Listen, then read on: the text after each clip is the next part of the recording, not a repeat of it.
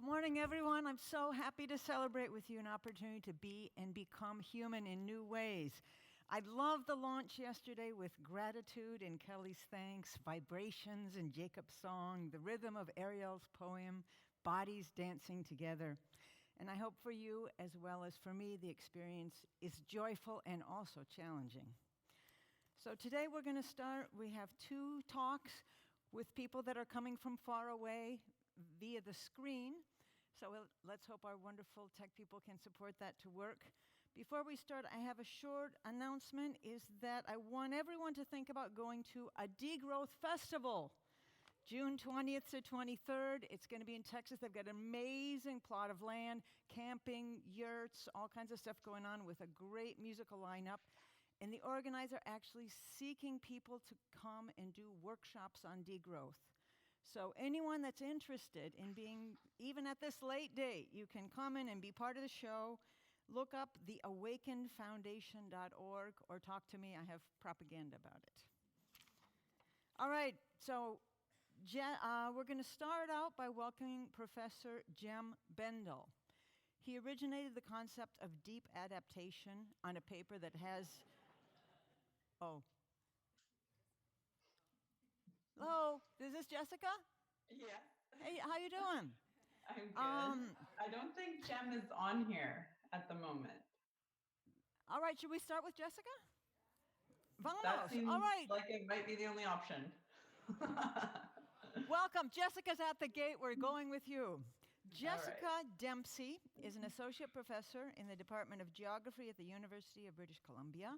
Her research centers around political ecologies of biodiversity conservation. And Jess is particularly interested in explaining and understanding how and why biodiversity loss continues despite the proliferation of conservation laws and policies.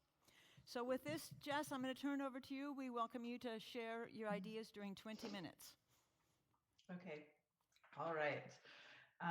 Thanks, Susan, Sophia, Vijay, and the rest of the organizing team. I'm really happy to have this opportunity to participate from afar. I'm sorry not to be there. Trying really hard to reduce my travel. So to start, I'm going to say I've been thinking a lot about what is going on in the US right now. So I'm going to share a presentation. And so when I say what's going on in the US, because there's many things going on in the US, and 2 weeks ago, Georgia passed a fetal heartbeat bill that bans abortion after 6 weeks. Last week, of course, Alabama signed the strictest abortion bill in the country, which bans abortion except in circumstances where a pregnant person's life is at risk. Missouri then followed suit with an 8-week ban with no exceptions for rape and incest. And this map shows the shift in anti-abortion legislation over the short period of a decade. And this map here shows what it also looks like in the US right now, just like a sense of these laws that are in progress. So Laura Penny, writing in the New Republic last week, so this is a quote of hers, says, "These laws are not about whether a fetus is a person. They are about enshrining maximalist control over the sexual autonomy of women as a foundational principle of conservative rule. They're about owning women. They're about women as things." So this whole anti-abortion move is, of course, connected to the US election of Trump, a campaign and an administration based on defending traditional hierarchies. Writing in the New York Times, Jamel Bouie made a similar claim to Penny. "We should understand, quote, the new wave of abortion restrictions as direct attacks on the social and economic autonomy of people who can become pregnant, restrictions designed to strengthen strict hierarchies of gender." So I guess I'm starting with this because I'm interested in thinking about if there is a connection between this assault on female autonomy and contemporary ecological decline, such as runaway climate change and emaciated biodiversity. If so, how do we theorize these links and work towards advancing political solidarities across movements and towards building more connected campaigns? So I'm interested in these questions as the conversation afterwards. I would say that in general discourse, this assault on women's autonomy is often viewed as separate from the economy, more a sign of cultural politics, of social conservatism, of religion. This, of course, is not the case for socialist feminists like Sylvia Federici, ecofeminists like Carolyn Merchant, and indigenous feminists like Leanne Simpson, who carefully link assaults on female autonomy as central to the rise of and perpetuation of colonial capitalist social relations. So my comments today really stem directly from a paper I recently published with Rosemary Collard, where we draw on Sylvia Federici's really masterful book, Caliban and the Witch, to help explain how we got here to what we might call the Anthropocene. And the title of the paper is Accumulation by Difference Making, an Anthropocene Story Starring Witches. I'll try to explain all the terms in the paper in the times I have, and then I'll come back to politics. So in our work, the Anthropocene is shorthand for two related things: a world that is less abundant, lively, and diverse, and a starkly unequal world where not only wealth is distributed unevenly, but so are the benefits and costs of environmental change. Loads of brilliant scholars, thinkers, and activists offer explanations about how we got here, including ecological economists. Capitalism is part of the story as it exploits some people and nature, continually eroding its own conditions of possibility. Colonialism is, of course, a part of the story too, as it entails an attempted homogenizing of how human beings understand their very humanity and their position in the world. That is, colonists spread a Western Enlightenment vision of the human that achieves his humanity by separating himself from the non-human world and from his internal state. That is, separating the mind from the body, a dream of transcending nature outside and in. And a key person I've learned from here is Sylvia Wynter's brilliant essay, 1492, but of course Val Plumwood's Feminism and the Mastery of Nature, among others. And so these are all a part of the story of how we got here. Based on this work I've been doing with Rosemary and drawing from, obviously, Federici, I'd like to add this other Anthropocene story to the mix, one starring witches. So witches, what do witches have to do with the Anthropocene? First, I want to clarify, I'm not talking about pointy hat magic flying on broomstick witches. It's actually deeply disturbing that we have this fantastical idea of witches that's so flippantly tossed around when there were thousands of people, mostly women, killed because they were accused of being witches across Europe and in European colonies for a few hundred years, largely coincident with the ascent of capitalism and the spread of colonialism. So who were these witches? Many of them were women who were knowledgeable about reproduction, birth, contraception, health, and who were accused of reproductive crimes like abortion, preventing conception, or infanticide. The witch, as Sylvia Federici describes, was, quote, and I have to put this up here and read it because it's such a powerful quote, was, quote, the embodiment of a world of female subjects that capitalism had to destroy: the heretic, the healer, the disobedient wife, the woman who dared live alone, the Obaha woman who poisoned the master's food and inspired the slaves to revolt. In other words, the witch really represented a world of resistance to patriarchal and elite power and of independent, vowed social reproduction knowledge and practices. So why would an emerging capitalist class and a growing church state bureaucracy want to destroy these female subjects? Well, for Federici, as for other socialist feminists, capitalism doesn't just need a pool of wage laborers to exploit and a class division between workers and owners of the means of production. Capitalism also needs a pool of reproductive workers, a gendered division of labor, a separation of roles in work and society along gendered lines. So at the base, the gendered division of labor splits work into productive and reproductive spheres. Of course, this is not new to ecological economists. The productive encompasses what is typically thought of as economic, producing commodities or enumerating wages carried out in factories or office towers. The reproductive sphere, on the other hand, refers to the work of creating and maintaining social bonds, the work of raising children, caring for the elderly.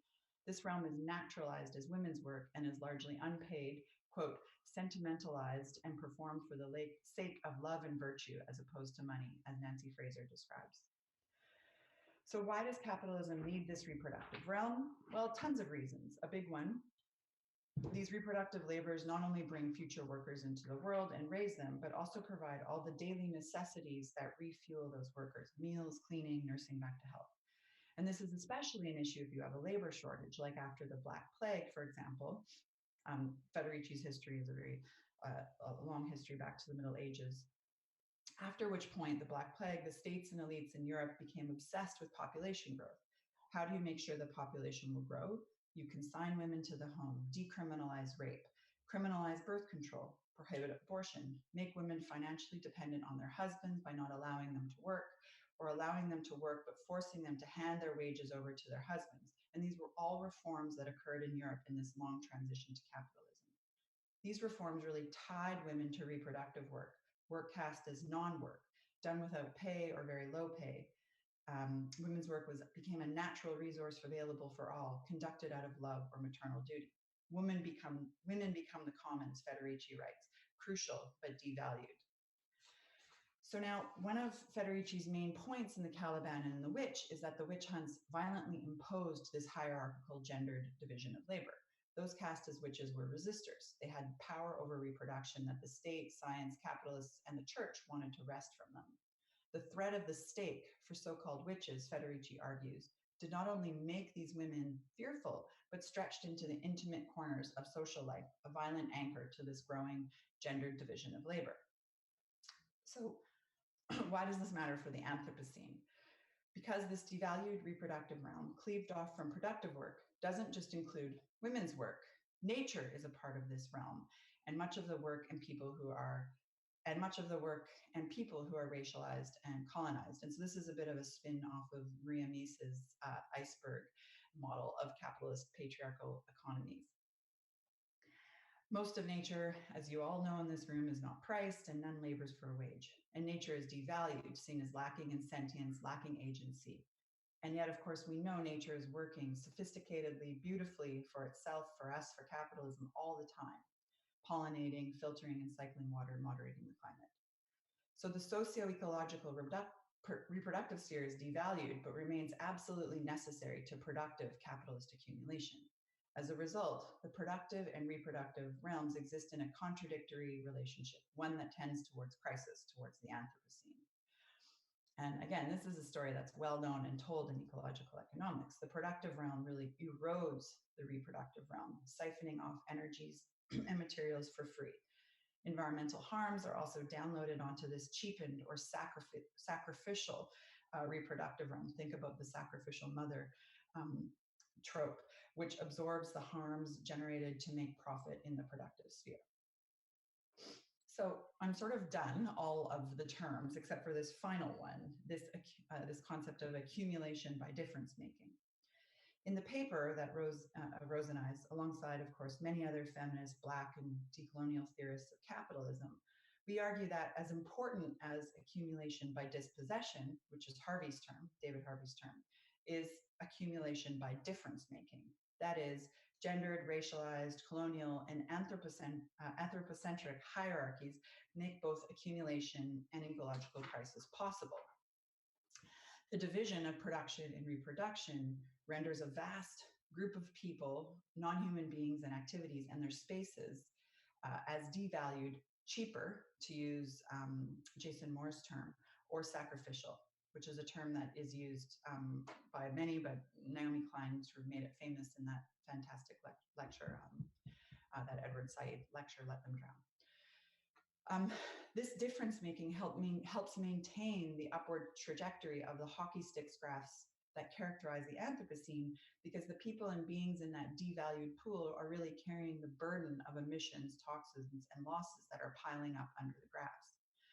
This is a key insight of environmental justice scholarship, including increasingly scholars drawing from Black Marxism and theories of racial capitalism. See, for example, the work by Laura Polito here or Willie Wright. But the argument is not simply that these burdens are unfairly distributed, but that these bodies and spaces designated as lesser, cheap, more sacrificial, this reproductive sphere, help us explain what is driving environmental crises like climate change. They help us explain the Anthropocene. Okay, so back to politics, which is the theme of this session. I have a few points. One is to just say what comes into focus in our stories of the Anthropocene if we center bodies instead of dates. And we argue that centering bodies, such as witches, pushes us towards an intersectional, power laden, and desanitized story of the Anthropocene, foregrounding the force needed to birth this epoch, a force centered especially on making and marking difference. And two, the witch is helpful to think with in relation to the Anthropocene because, as Federici foregrounds as an autonomous Marxist, the witch is a rebellious subject, a subject seen to threaten or destabilize capitalist order and discipline. Now, of course, one rebellious subject is not enough, would never be enough. And in Federici's history, we see how some of the most potent threats to elite power and accumulation arise from, of course, solidarities. Federici shows how the witch hunts operated to break emerging solidarities within the working and colonized classes, turning neighbors against each other, men against women. As well, using the law, racial hierarchies were mobilized to shatter the specter of these alliances between whites, blacks, and indigenous people that was constantly present in colonial plantations. So difference making here worked to fracture a potentially, if always tenuous, and of course very power-laden, united class of workers within one place, but also across spaces. So a couple of points to leave on, hopefully, for the conversation. First, intersectional politics are increasingly the norm amongst the students I see in the program I teach in, and in the kind of climate politics that they're enacting. But they are not the norm in climate organizing. And there is pushback to proposals like even the Green New Deal that aim to address climate change in ways that also address racial inequalities, for example, and reinstill a politics of worker power. The pushback to these is in the form of don't make climate change solve all of our problems. Just make climate about climate, not about all these other issues like racial inequalities or patriarchy. And this point I hear being stated again and again by the likes of someone like Mark Jacquard. Yet, if one buys the argument that difference along gendered, racialized, and colonial lines is a key driver of ecological crisis, in that it renders some people and spaces more sacrificial, then we might suggest that movements organizing against hierarchical difference are themselves ecological. That is, we might consider anti-racist movements, socialist feminist movements, decolonial movements as ecological, even if they do not have, say, climate change or other environmental issues in their platforms. Reproductive justice, pro-choice movements are a kind of ecological politics. Black Lives Matter is an ecological politics. They may be insufficient on their own to, of course, address the Anthropocene, but they are still a necessary kind of ecological politics. And the political task then becomes, how do we increase conversations between reproductive justice and climate change, for example, and economics and degrowth? And clearly these are already happening. There's a whole conversation happening in ecological economics. This is not my field I focus on in my work, but there's a whole conversation going on around feminism and colonialism, including a fantastic paper by Sarah Rutter and Sophia, the key organizer from Waterloo. It was just published in 2019 in the journal Sustainability. It's really a fantastic resource. I'm so happy they wrote it, and I recommend people to read it. I'm also thinking here of Bengi Akubat's thinking around this focus of care and degrowth and the need to ensure that any kind of commoning of care disrupts patriarchal and racialized norms around care work. Again, here pointing to how emphasis on care or social reproduction by progressives in this kind of transformative alternative thinking risks downloading responsibilities onto the same old, and could rescript gendered hierarchies of control. Miriam Tola had an interesting piece in the Feminist Review I also recommend that really problematizes Mother Earth and notions of Pachamama in Bolivian discourse that, of course, have gone much further than Bolivia. So I recommend having a look at that. Another potential conversation we could have, or you might have, or I wish we could have, is a way in which Mother Earth as a trope, as a discourse, is used by progressive, by whom and to what end. Finally, if we agree that accumulation by difference making is a driver of ongoing ecological injustices, then we might also think about efforts to address ongoing racial, gendered inequities in our workplaces, that is the university, and in our disciplines, as also an ecological politics. In the worlds I go in, which some of the worlds I go in, critiques of neoliberalism made by geographers, anthropologists, is really embedded in similar racial and gendered hierarchies. This is a paper I published last year with Patrick Bigger. We analyzed over 1,000 papers working in the realm of neoliberal natures. The most referenced, so then we analyzed them. The column that you see, the 30 most cited authors. What's important to know from this is that the most cited authors in these 1,000 papers that we characterized as sort of like in geography and anthropology as kind of neoliberal natures, only 7 out of the top most cited were women. And while this is always tricky business to determine who is racialized, there were really no people of color on this list. And if you go to the 50 most cited, the gender balance worsens. Only 18% were women, with an ever so slight increase of racialized authors at 4%. For our discipline, my discipline, geography, remains white, Euro-North American, a point made by people of color geographers over and over again. Our data set suggests, too, that feminist approaches are largely absent in the literature on the neoliberalization of nature. Searching through the abstracts, keywords, and titles of the geography data set returned only 17 papers out of that returned the term feminist, only 2% of the papers. And so, and similarly, a search for race, racial, racism, whiteness came up in only 3% of the abstracts, keywords, and titles. So I'm wondering if it looks the same in ecological economics. I'm not sure.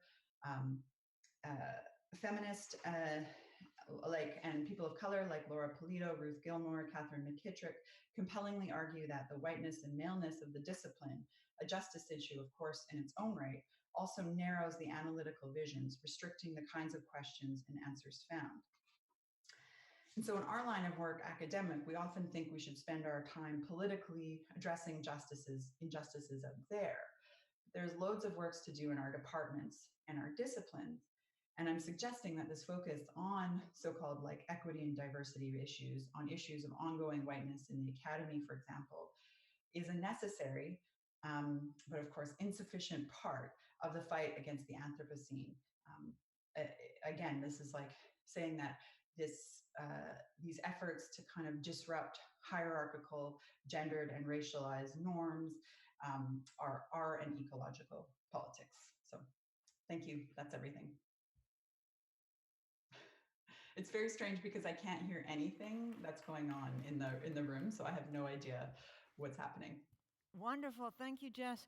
We're going to try to listen to Jem, and if we hear him, then we'll come back to ask you to have one more contribution in conversation with his talk. Is it possible to get Jem up online? I can't. Jem is not in this platform with me. I'm talking to how about the people up there? No, Jem?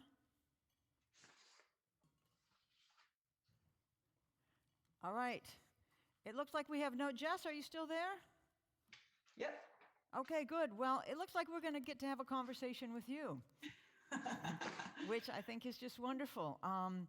Jem's not online at the moment. If Joel up in the booth gets him, you can feel free to let us know, Joel. In the meantime, let's have a conversation with Jess. Can people talk into this mic? All right, great. What I'd like to do is invite anyone that has something to share, to contribute to this conversation, to come on up on stage and talk into this mic. Since we're streaming live and producing video of this, you won't be able to be heard from your audience. So come on up. In the meantime, Jess, I want to thank you for a wonderful presentation. I really appreciate many things, but 2 things to point out for all of us here. A paradigmatic challenge to deal with the question that social issues like abortion and more are viewed as separate from economy and ecology. So you're really pushing us to think very deeply about how we organize the different dimensions of the world. And secondly is the political inaction challenge to create some kind of plural or pluriversal solidarities across differences, across movements organizing against many forms of hierarchical difference, right? Anti-colonial, anti-racist, ecofeminist, indigenous. Considering your argument that solidarities are the most potent threat to power, I would say that's something that we can work on, that we are probably working on right now, is creating those. So, do I have someone here that would like to comment, to join the conversation?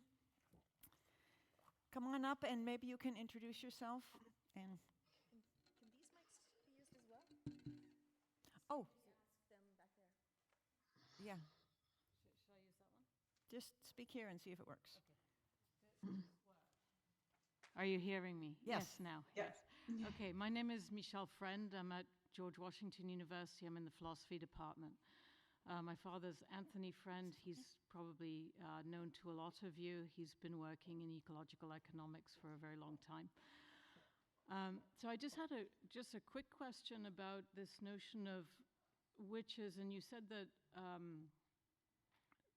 that this idea of witches contributed to capitalism, because capitalism, as far as I understand it, postdates our identification of witches.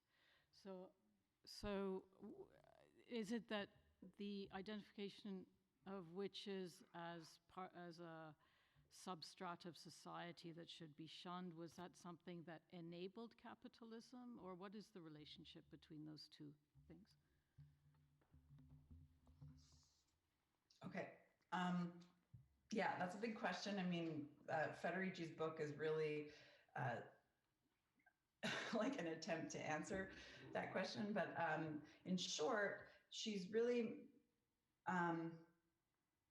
through like a couple hundred years of archival research, of course, spotty, it's not perfect. She really identifies the way in which witches become vilified by institutions, church institutions, governments, like emerging governments at this time. And she is, I really making a case that these women became targets of these institutions as the same time as institutions, or as the same time as the kind of long transition to capitalism. So she's arguing that these women, and they were largely women, were, and their targeting, their vilification are really an important part of the story of the transition to capitalism. So I'm not sure that completely answers your questions about like which came first, because I don't think she or other kind of socialist feminists would ever argue that, for example, like capitalism invented patriarchy, but that the relationships that become sedimented through this transition to capitalism, particularly this cleavage between productive and reproductive labor, becomes more sedimented and becomes actually crucial to the functioning of capitalism. More people would like to contribute. Also, VJ's here with paper. If anyone would like to write down a comment or a question, please join in. I highly recommend reading Federici's book. Others have also focused on the witch hunts, like Maria Mies. Also Barbara Ehrenreich has a book on the way in which the witch hunts represented this, were also concomitant, or emerged alongside a kind of rise of a highly medicalized kind of approach to health and reproduction. I think, if I may come in here, I think it's a really interesting question about these different historical periods. And an underlying issue is how we think about capitalism historically, which interlates with how we think about the Anthropocene, which Jess already suggested. I think this question sort of is thinking about capitalism as starting with the Industrial Revolution, Jason Moore and others have argued for the capitalist scene as an era that goes back a good 500 years and sort of emerges in the late 1400s with colonialism, with Western science ideas, in which case witches are coterminous with that period of capitalism. So part of it is to think historically about how we're making the periods of those processes, which is a political choice, right? Our historical periods mean things. Yes, come on up. You have? Introduce yourself first. Right. My name's Conrad Stanley. I'm unaffiliated. It just seems to me that the main challenge we're facing is, global at scale. And if we're going to really be able to tackle something like climate change, we need to be encouraging the human race to come together and see themselves as one people. Now, I was just wondering if you have any concerns about advocating for identity politics and the way that encouraging people to think along group identities and tribalism might work against encouraging everyone to see themselves as one people? Oh, yeah. This is a really important question because I think we're living in a time when identity politics is constantly being vilified as kind of the problem, especially in some cases upon the left.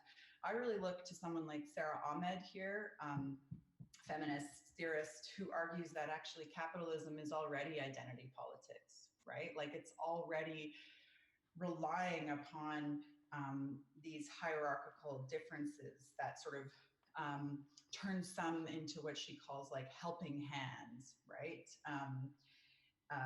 And so, I mean, I hear what you're saying, that this kind of importance of kind of a universal, we're all threatened by climate change is super important.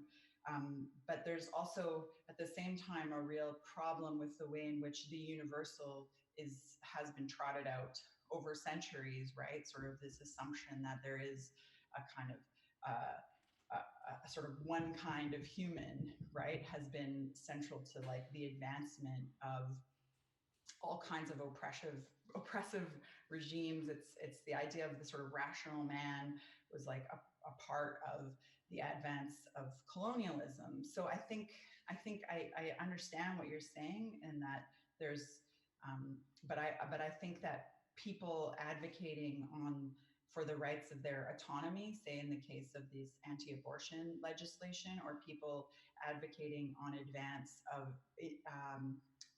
against kind of systemic racism, I just can't see those as unimportant or as being a kind of tribalism. For me, I understand those much more as this crucial work of actually destabilizing these social hierarchies that many people have lived under for hundreds of years, these oppressive regimes. And to me, that work is doing this work of sort of defending the human race as one people. It's crucial work.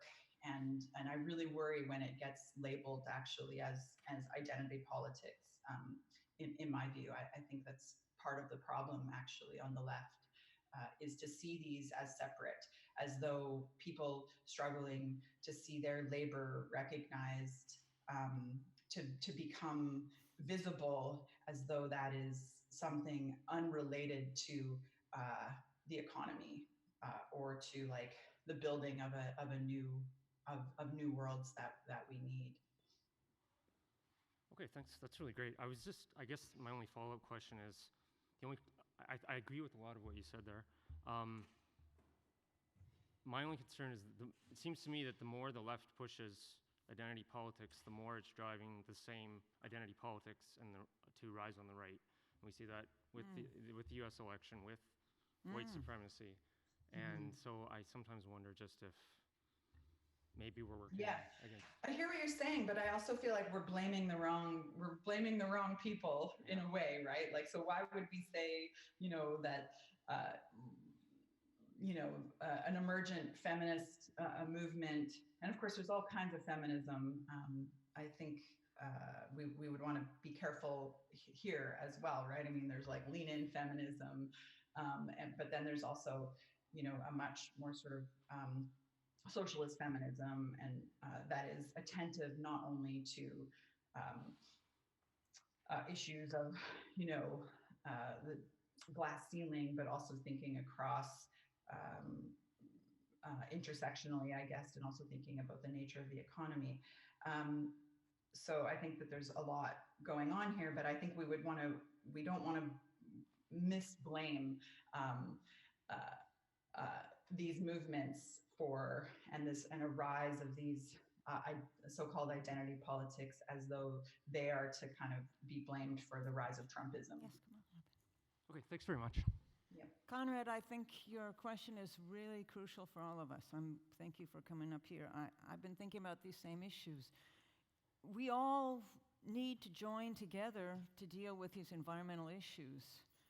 And it's a really tricky question to say, do we ignore the way we're already hurting each other so we can be on a team?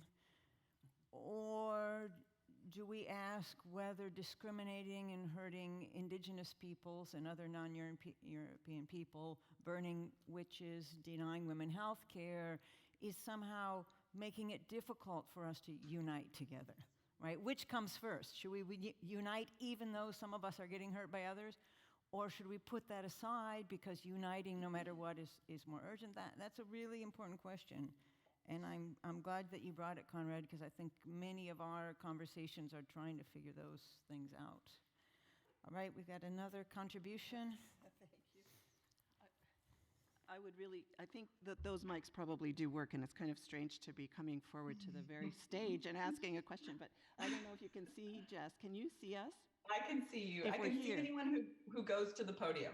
Oh, okay. Okay, Perfect. then that makes it all right. I just wanted to thank you for a really clear and cogent presentation in 20 minutes' time of a whole raft of very complicated stuff. So well done. And Thanks. and I just also wanted to bring us back to the ecological aspects of this, because I think that the livelihood struggles and the environmental justice struggles that are happening here in Canada and worldwide are the key to seeing that unity amidst difference, and the pluriverse, as Susan has said, right?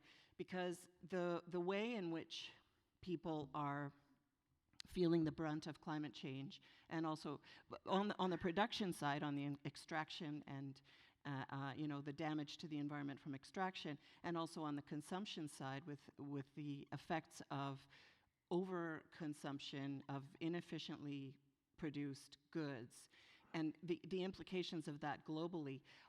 All of those things come together for people when they can realize that the effects that they are feeling are not that different from effects that other people are feeling, both within their same society and globally.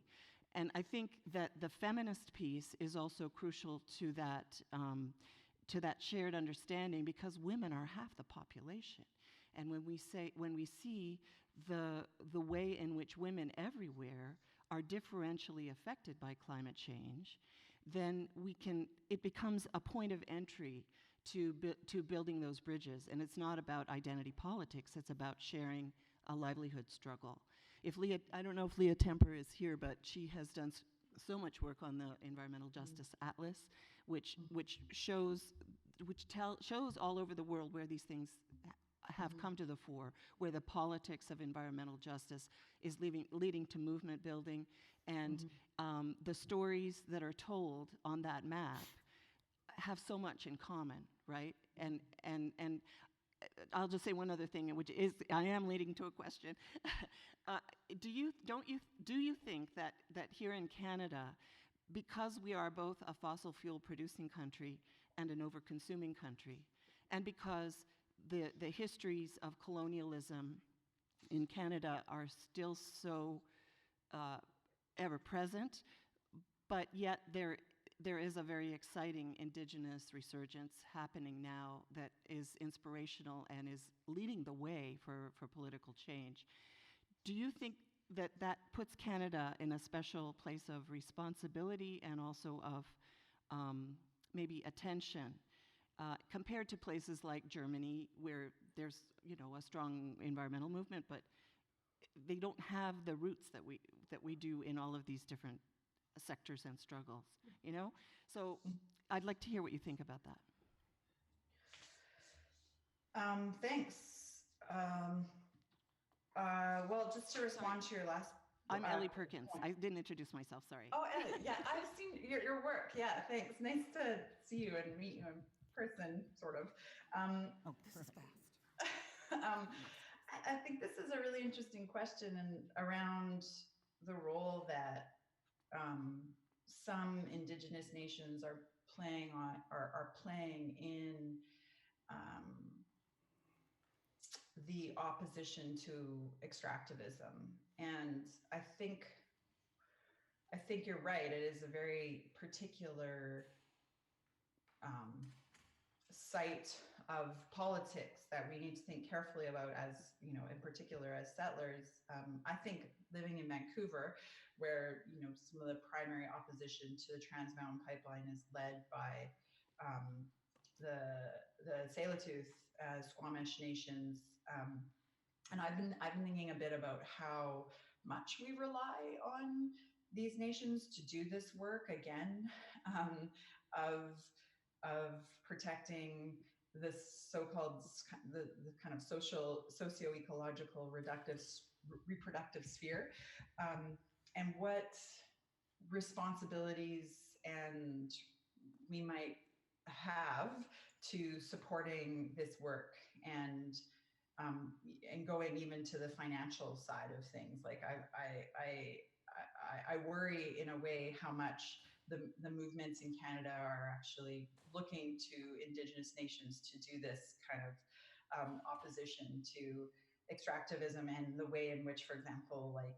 the court system, really relies on or how we really rely on the court system to defend these Indigenous nations. And so there's some really interesting stuff that's happened, right, where you have legal funds that are created and produced, but I think they're totally inadequate. It should be much bigger to kind of cover the sort of opportunity costs of these nations who are choosing not to participate in, say, benefit sharing from extraction. And so what would solidarity look like if we kind of put our money where our mouth was, in a more in a much larger way?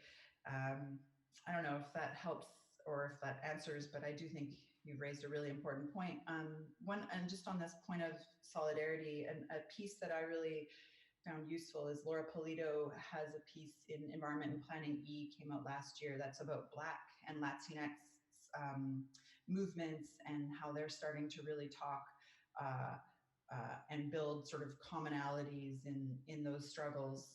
It's really exciting, and she really leans on environmental justice as a site of where those struggles can really come together. Yeah, and then I guess the other thing I would just say about feminists and this kind of differential impact, I think that work is really important, like demonstrating differential impact, but I think there's this other side of it, which I've tried to emphasize, which is the way in which these gendered and racialized difference can help us explain what's driving extractivism. And so I think that there's two sides to the research, or to the kind of theorizing, right? One is on the differential impacts and showing this, and then I think there's this really other important part that I think we still need to really think through, which is the way in which this kind of difference making is a driver, and we can of environmental change and environmental crisis. Very nice. We just have about 3 or 4 more minutes left, and so we've got one more live contribution, and I'm going to share a comment, a question that someone wrote. Do you see a parallel between productive and reproductive economies and remote authority and control versus empowerment of local communities and attachment to place? Which I think is a really interesting sort of paradigmatic question. Maybe we can think about that one. At the same time, I invite our last live commentator to come up and share. Hi, Jess. My name is Pui. Thank you for your sharing your insights, and it's eye-opening to see, for example, you mentioned about witches being a group that was being different and doing something that is not the same as the social norm and capitalism, and then they were being oppressed and being punished. And then you show the chart about production versus reproduction, and then and my question is around that. So in the past, a lot of female were, it's the norm for them to stay at home and take care of child, and then keep helping the population grow, and that's why you have that chart, which is like production is visible and then reproduction is invisible contribution.